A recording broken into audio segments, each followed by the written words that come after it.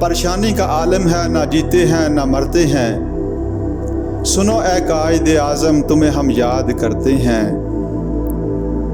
हर समत तेरे नाम के कतबे सजा दिए, लेकिन तेरे जो ख्वाब थे यकसर भुला दिए।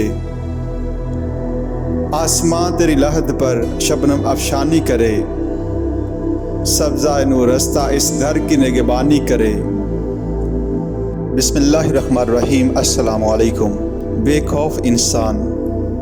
दोस्तों, पाकिस्तान के पहले गवर्नर जनरल के तौर पर कायदे आज़म के अंग्रेज़ मिलिट्री सेक्रेटरी कर्नल ESTJ बर्नी ने अपनी यादाश्तों में लिखा, क़याम पाकिस्तान के बाद लाहौर के दौरे में मोटर में मिस्टर जिन्ना ने मुझसे दिल खोल कर बातें की।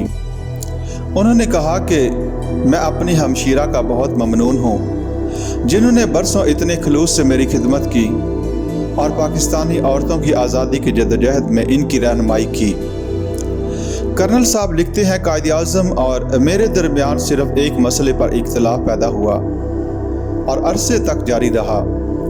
हिंदुस्तान और पाकिस्तान में जुनूनियों की कमी न थी और इनमें बहुत से ऐसे थे जो मौका मिलने पर किसी लीडर को कत्ल करने से भी दरेग ना करते।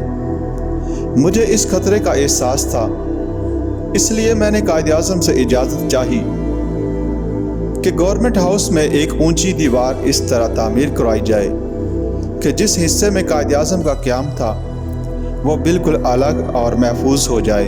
जब ये तजवीज़ पहली दफ़ा कायदे आज़म की खिदमत में पेश की गई तो उन्होंने जवाब दिया, ये बहुत अच्छी बात है कि आपको मेरी हिफाजत का इतना ख्याल है, लेकिन आपने इससे पहले जो गवर्नर जनरल देखे हैं, मेरी हैसियत इनसे बहुत मुख्तलिफ है।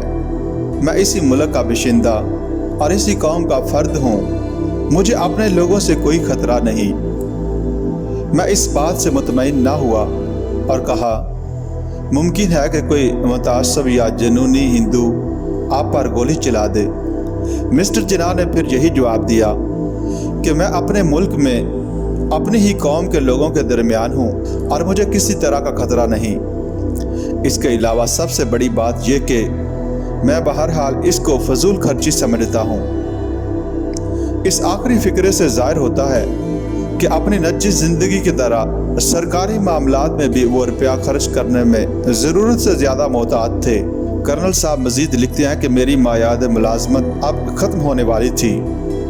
मिस्टर जिन्ना ने मुझसे कहा कि आप अपनी जगह किसी मौजूद अफसर की तलाश करें। इस वक्त मालूम होता था कि मैं गवर्नमेंट हाउस में हिफाजती दीवार बनवाने में कामयाब ना हो सकूंगा और इस नाकामी का गम दिल में लिए हुए अपनी खिदमत से सबकदोश हो जाऊंगा। लेकिन चंद ही दिन कबल एक ऐसा हादसा हुआ कि कायदे आज़म को मेरी तजवीज़ मंजूर करना पड़ी। 30 जनवरी को दिल्ली में महात्मा गांधी कत्ल कर दिए गए। इस रोज़ कायदे आज़म शहर से कुछ दूर समंदर के किनारे अपने एक बंगले में मुकीम थे और इस आने की खबर इन्हें वहीं मिली। इसके बाद वो गवर्नमेंट हाउस लौट आए और जब सीढ़ियों पर पहुंचे तो मुझसे कहा, जो दीवार तुमने तजवीज़ की थी इसकी तामीर शुरू करवा दो। 23 जुलाई 1947 को कर्नल ने अपनी डायरी में लिखा, पहली मुलाकात ही से मैंने मिस्टर जिन्ना के मुताल्लिक बहुत अच्छी राय कायम की। उन्होंने अंग्रेज़ कौम का जिक्र इतने खलूस के साथ किया कि मैं इनकी पेशकश को रद्द ना कर सका और मैंने अपने दिल में फ़ैसला किया कि मैं इनकी हर मुमकिन खिदमत करूंगा। 5 हफ्ते बाद कराची पहुंचकर कर्नल बर्नी ने लिखा, आज रात के खाने पर मिस्टर जिन्ना ने अपनी आप बीती बड़ी तफसील और दिलसोजी से हमें सुनाई। इनकी दयानतदारी और खलूस ने गवर्नमेंट हाउस के तमाम अफसरों और एहलकारों को इनका गर्वेदा बना दिया। कर्नल साहब की डायरी तारीख़ पाकिस्तान के शुरू के चंद महीनों पर मुश्तमिल है जो हर लिहाज से बहुत अहम थे। 29 अगस्त को उन्होंने लिखा, गुज़श्ता 2 हफ्तों में सरहद के दोनों तरफ बड़े हौलनाक मज़ालिम हुए हैं। सबसे ज़्यादा ख़तरनाक बात यह है कि दोनों मुल्कों में अक्सर लोग बुरी तरह दहशत ज़दा हो गए हैं।